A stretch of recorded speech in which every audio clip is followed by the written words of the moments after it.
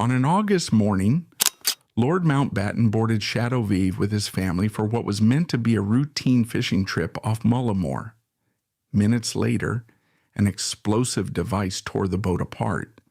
The IRA had gone after him before, and by then his summer routine was well known, where he stayed, when he fished, and the fact that his boat sat accessible overnight. This was not an anonymous man moving through an unguarded world. Mountbatten was Prince Philip's uncle, Prince Charles's trusted mentor, and one of Britain's most recognizable public figures. So the question isn't who killed him. It's why the attackers were ever allowed to get this close. To understand why the attack carried such force, start with the family, not the politics. Louis Mountbatten was the younger brother of Princess Alice of Battenberg, which made him Prince Philip's maternal uncle and placed him close to the British royal family long before the summer of 1979. Philip's childhood had been unsettled, marked by upheaval and a fractured family, and Mountbatten was one of the relatives who helped steady his path into public life. Their bond was personal, but it mattered institutionally too. When Philip married Princess Elizabeth, Mountbatten wasn't some distant relation standing at the edge of events.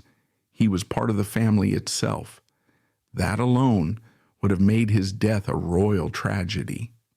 For Prince Charles, though, the relationship went deeper. Charles looked to Mountbatten as an older guide, decisive where others seemed formal, worldly where court life could feel constraining. Later accounts describe Charles as seeing him almost as the grandfather he never had. Mountbatten advised him on duty, marriage, service, and the demands of public life. Whatever one thinks of that advice, Charles clearly valued the man giving it. Decades later, when Charles returned to Mulligmore, he spoke publicly about how hard the loss had been to make sense of. This matters because the assassination wasn't just an attack on a retired statesman. It struck at the web of relationships connecting Philip Charles, Elizabeth II, and a family already used to carrying private grief inside public ritual. Mountbatten wasn't the monarch, yet his position gave the IRA something powerful: symbolic reach. Killing him could resonate beyond one household. It could reach into the royal family, make international headlines, and turn a quiet holiday on the Irish coast into a political message heard across Britain and Ireland. His public career amplified that symbolism. Mountbatten had been a senior naval officer, supreme Allied commander in Southeast Asia, the last Viceroy of India, and later Chief of the Defense Staff. Those roles meant different things to different people. Admirers saw wartime service, administrative skill, and the confidence of a generation that was disappearing. Critics of British power saw something else: a man whose name was tied to the armed forces, the empire, and the crown. The IRA didn't need him to hold office in 1979. His biography had already made him a target worth pursuing. That is why the central security question begins before anyone touched Shadow Vive. Mountbatten's fame made concealment almost impossible.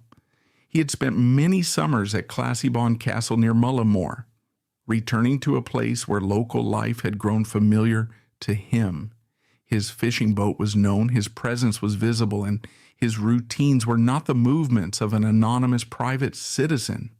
Once an adversary decided that symbolic value mattered more than formal office, the regularity of those habits became part of the threat. None of this, strangely, was hidden from the people responsible for protecting him. Mountbatten's value as a target hadn't suddenly emerged on the morning he died. The danger had a history. The IRA had considered him before, and previous plans had failed or been abandoned. That should have changed how every later fishing trip and every repeated summer routine was viewed, and how closely the boat was guarded. Instead, by 1979, familiarity had created a dangerous contradiction. The better everyone knew Mountbatten's habits, the easier those habits were for an enemy to study. Mountbatten had spent most of his adult life inside structures built around command. War, naval service, diplomacy, and royal access had trained him to make decisions under pressure. And that kind of confidence could be an advantage in public life, especially for a man expected to project calm. But confidence also changes the way danger feels. A person who has spent decades around risk may start to sort dangers into ones he considers serious and ones he believes others are exaggerating. Accounts of Mountbatten's later years suggest he did not want security to define his private life, especially at sea. That preference fit the rest of his personality. He was used to access, mobility, and a great deal of personal freedom. Biographers have described his marriage to Edwina Mountbatten as unconventional, with both spouses linked in published accounts to relationships outside it. The point isn't the scandal itself, but the world Mountbatten lived in, one where ordinary social rules could sometimes be negotiated rather than simply obeyed, and where privacy and personal judgment mattered enormously. For someone who had spent a lifetime at the top of society, being told exactly how to move, where to sit, and who had to come with him could feel like an intrusion. That distinction matters when later accounts discuss his protection. Mountbatten did have security around him, and the image of a completely abandoned royal figure wandering without police is misleading. Garda officers and other security personnel were involved in protecting him, and police accompanied the family toward the harbor on the morning of the attack.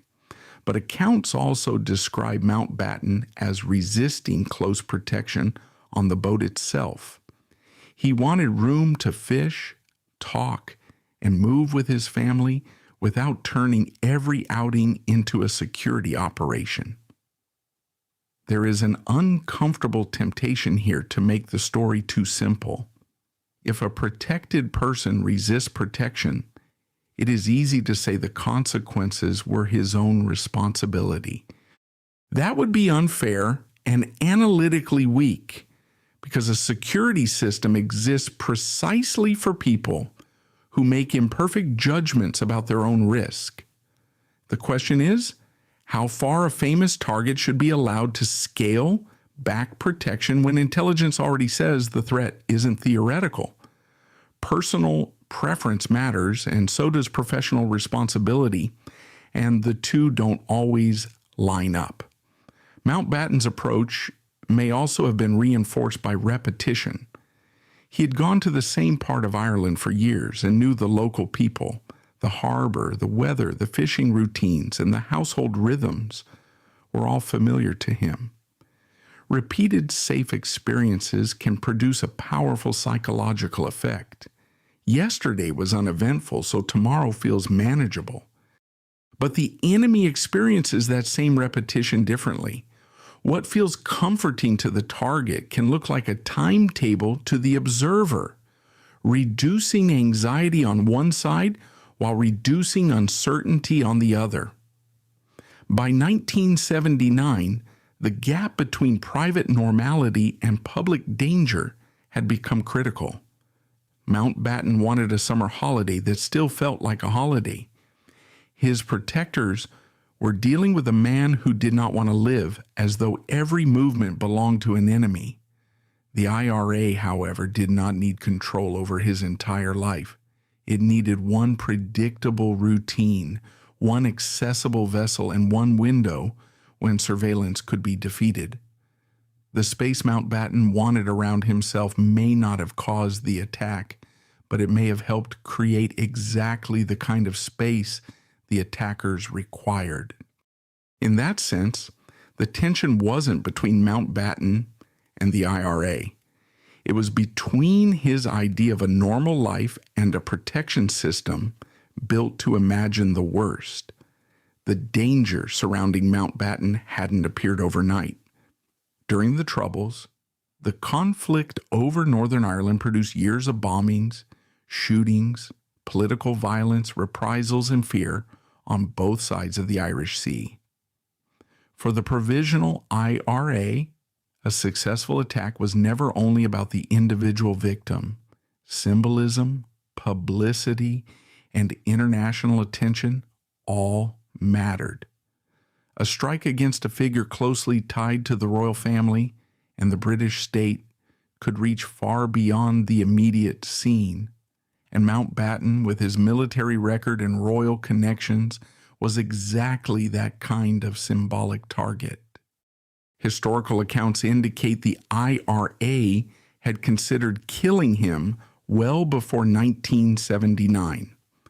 Plans in the early 1970s were reportedly abandoned for a mix of reasons, including concern about civilian casualties and shifting political circumstances.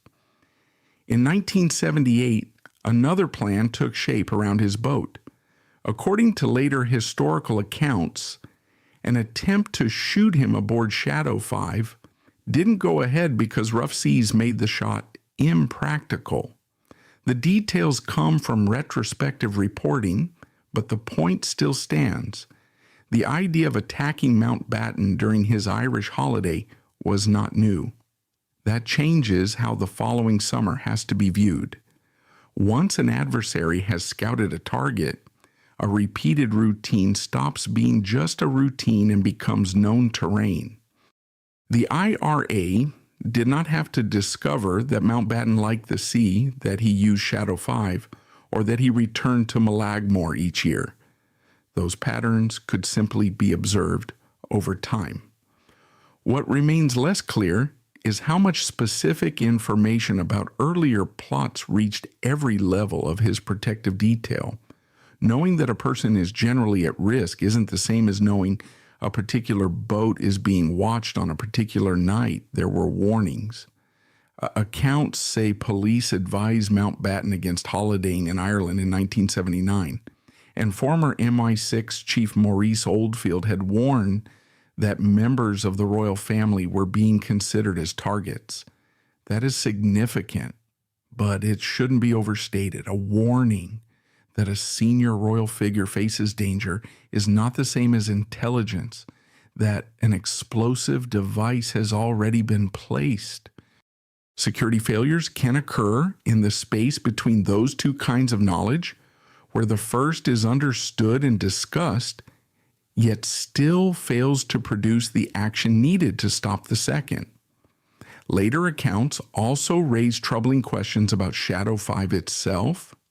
Historian Andrew Loney has cited the recollections of a former military policeman who said he assessed the boat as a vulnerable target and reported suspicious activity in the area. Such recollections deserve attribution, not automatic acceptance as proof of a deliberate decision. There is no public evidence that senior officials had a specific actionable warning that a bomb would be placed on the vessel that night and chose to ignore it. But the existence of these retrospective accounts keeps the security question alive. This is where the phrase ignored warning can become misleading. It suggests a clean moment when one person receives one message and simply chooses not to act. Real security systems are usually messier than that. Information can be general, fragmented, poorly prioritized, or scattered across different agencies. A suspicious car isn't a confirmed attack team, and a known threat isn't a known method. A target who dislikes intrusive protection adds still another complication.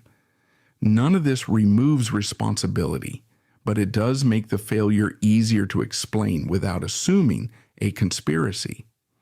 The IRA did not need the entire protective structure to collapse. It needed one exploitable interval.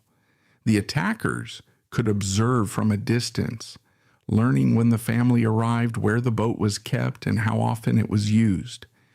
If the vessel remained accessible for even part of the night, protection on the road or at the castle became almost beside the point. A guard watching Mountbatten the next morning could still be watching a man board a boat that had already been compromised. That is the most unsettling part of the earlier plots. They show persistence. A failed attempt in 1 year can become reconnaissance for the next. Every aborted plan can teach an attacker something about timing, terrain, police habits, or the target's preferences, and security has to learn faster than the threat does, or routine starts working as intelligence. By the summer of 1979, the IRA did not need a dramatic breach of a palace gate. It needed access to a small fishing boat in a familiar harbor, and on the night before Mountbatten's final trip, the IRA got it. Classy Bond Castle in Mullimore offered something Mountbatten valued: continuity.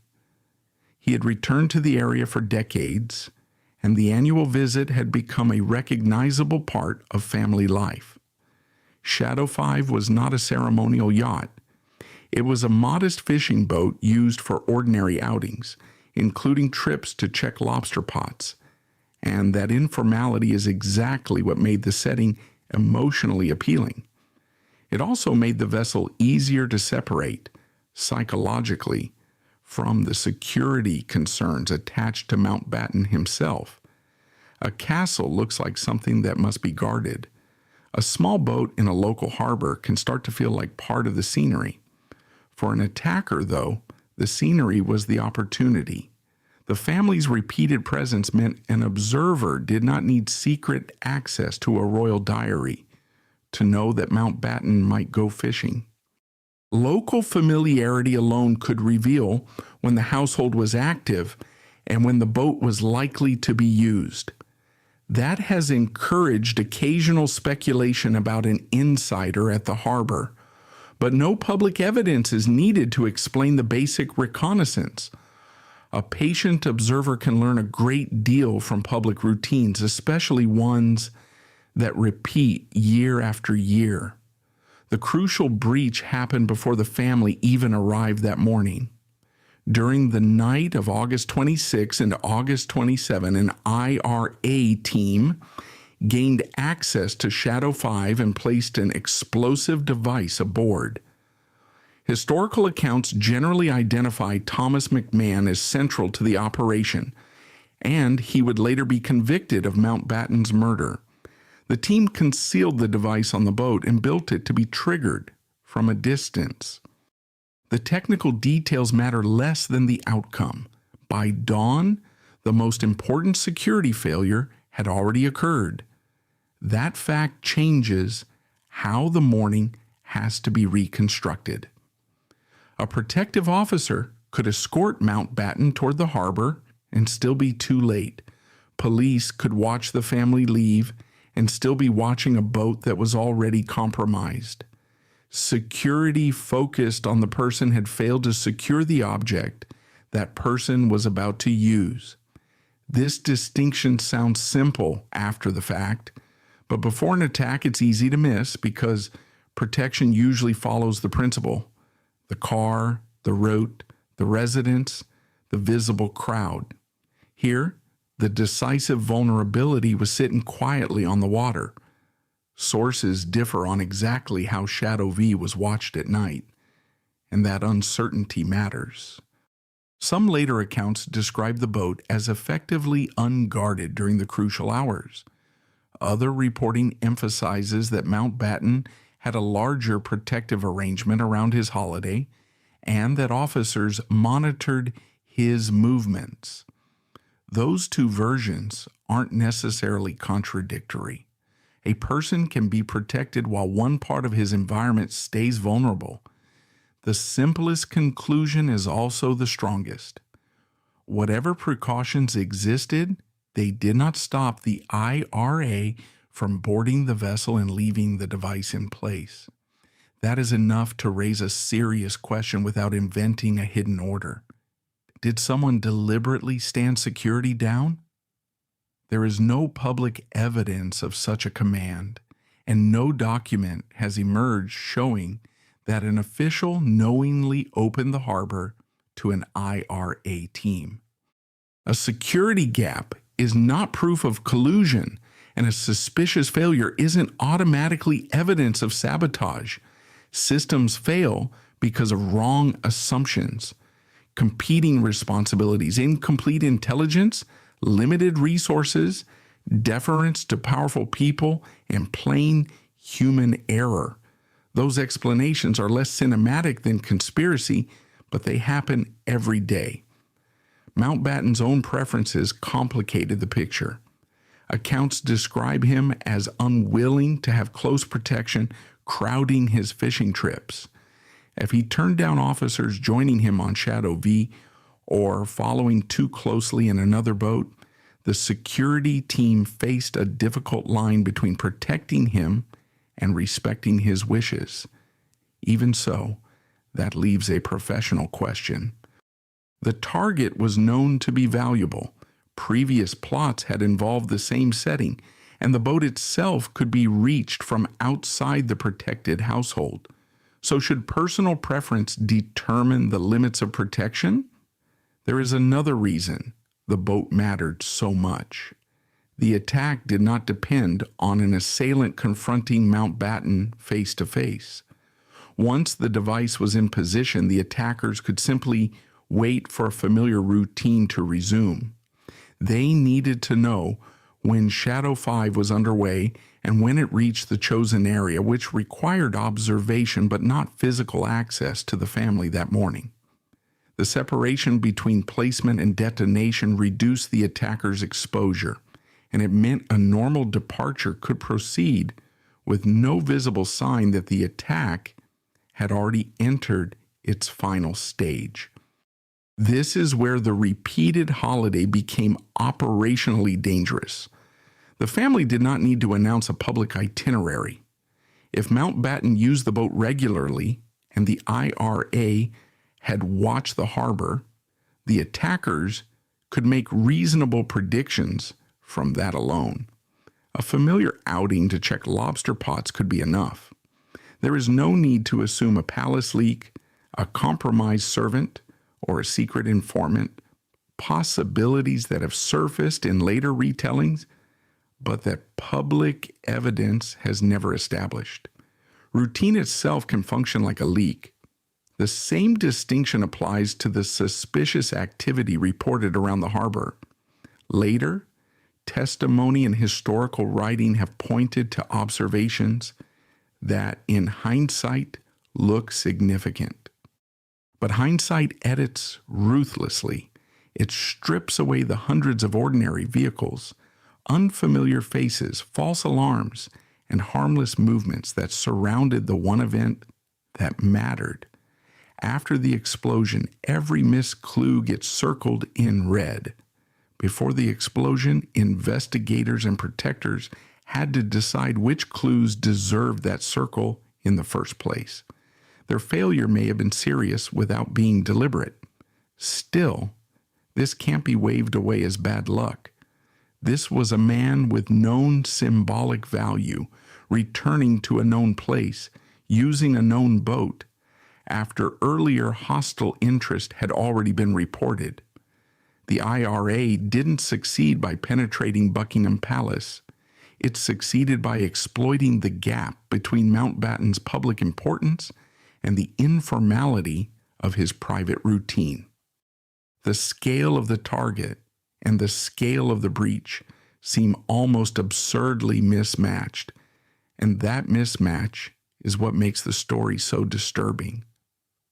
By the time Mountbatten and his family approached Shadow 5 late that morning, the attackers didn't need to improvise. They had already reached the boat and concealed the device, and now the routine they had studied was simply unfolding. Protection was reacting to the visible world, while the actual danger sat hidden inside an object everyone expected to be safe. Mountbatten could still have changed his mind and stayed ashore. The weather could still have interfered. The trip could still have been called off. But once the family boarded and followed the familiar route, the hardest part of the operation was already finished. The final trip began as a family outing, not a political event. Mountbatten boarded with his daughter Patricia, her husband John Brayborn, their 14-year-old twin sons, Nicholas and Timothy, John's mother Doreen, and 15-year-old Paul Maxwell, a local teenager helping out on the boat. The plan was ordinary. Go out toward the lobster pots. That ordinariness matters because the attack would later be picked apart in the language of strategy, intelligence, policing, and political symbolism. On Shadow Vive that morning, though, the people at risk were 2 teenage boys and several generations of one family. Police were part of the picture, too.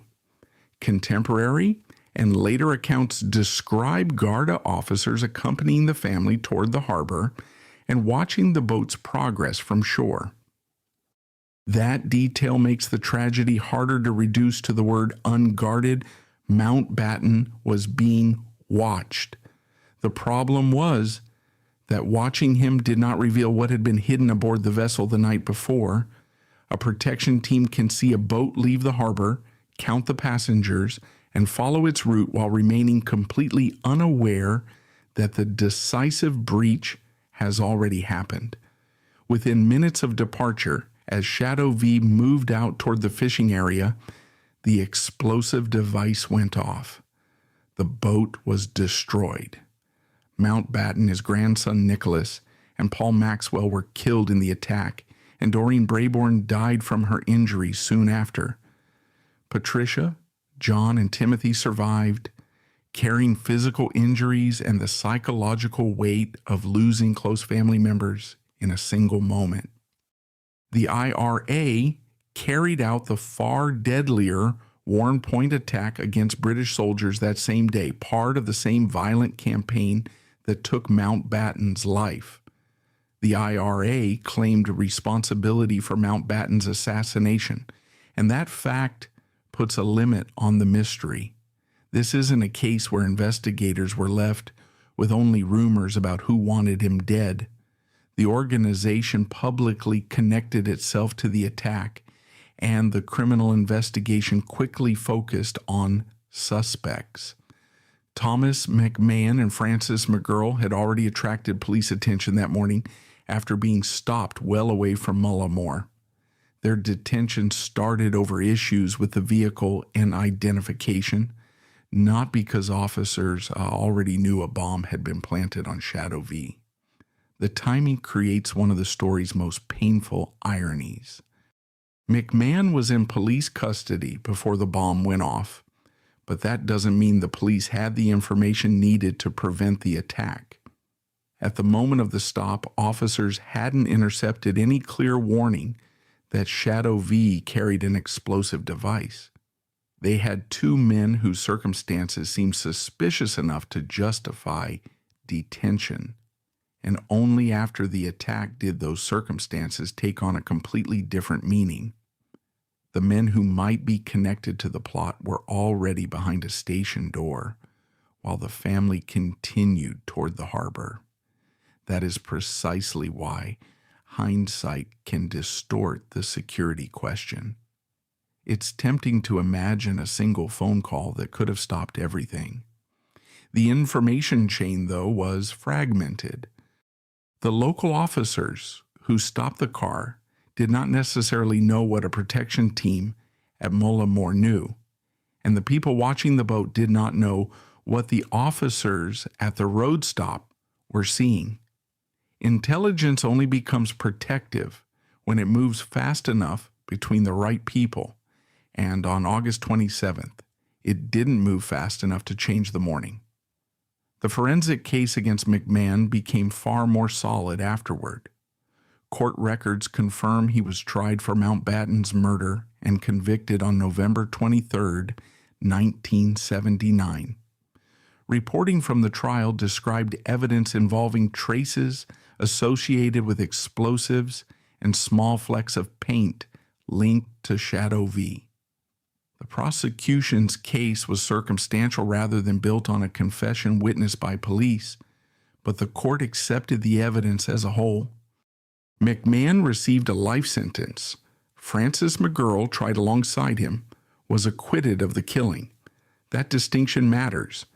It's careless to call both men the bombers when only McMahon was convicted in the Mountbatten murder case, and it's just as important not to treat his conviction as proof of every later theory about who else knew what. The court answered a criminal question about his involvement.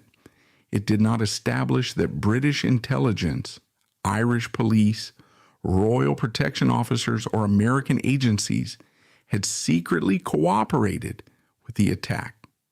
A conviction can close one mystery while leaving a different institutional question open. And that is exactly what happened here. Once the direct perpetrator was identified, attention shifted naturally toward the conditions that made the attack possible. How could an IRA team reach a boat associated with such a prominent figure? Why was the vessel vulnerable overnight? How much did security officials know about earlier plots? Did Mountbatten's resistance to close protection weaken the system too far? These are legitimate questions because they arise from confirmed facts. None of them requires a hidden mastermind to explain. The failure itself is substantial enough to investigate. Yet the gap left by unanswered security questions also invited more dramatic explanations. In 1984, British politician Enoch Powell publicly alleged that the CIA had been involved in Mountbatten's death. He tied the claim to wider suspicions about American strategic interests and Mountbatten's views on nuclear policy, and reportedly said his suspicion rested on information from a source connected to the Royal Ulster Constabulary.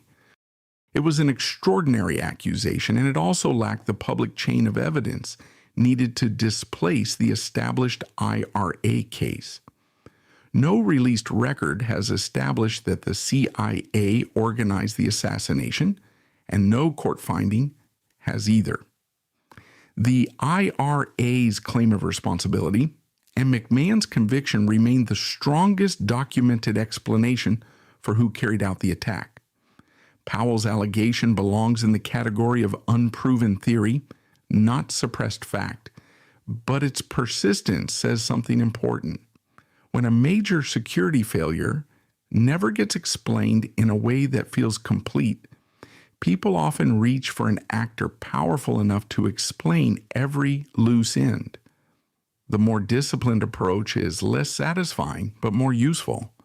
Separate what is known from what is suspected.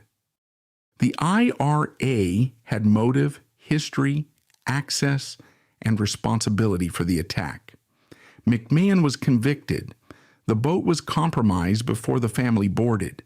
There had been prior concern about Mountbatten as a target. Those facts build a strong case for security failure. They do not build a proven case for collusion.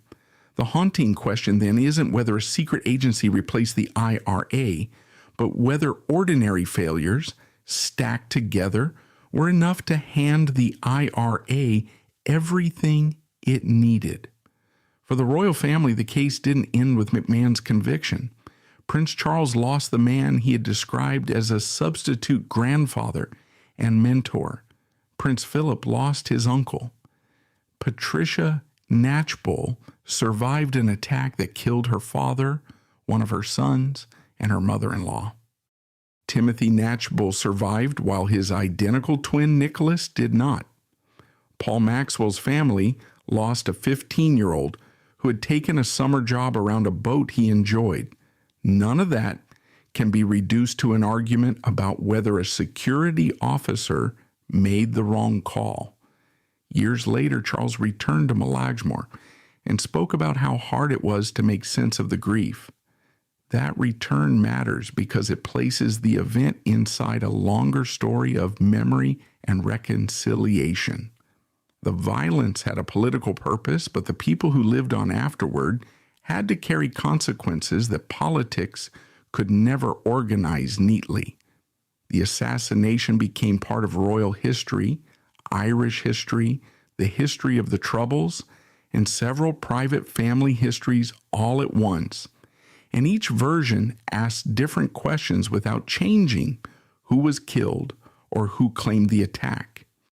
Mountbatten's reputation has also been complicated by serious allegations that surfaced or received renewed attention long after his death. Former residents of the Kincora Boys' home and later writers have made allegations of abuse involving Mountbatten. Legal proceedings against state institutions have incorporated such claims, and recent books have repeated or expanded them. These are grave allegations, and they were never tested in a criminal trial against Mountbatten, who had been dead for decades by the time the later claims entered public litigation and reporting. Those allegations have encouraged a separate theory that Mountbatten was killed to keep damaging information from coming out. Public evidence doesn't support that theory.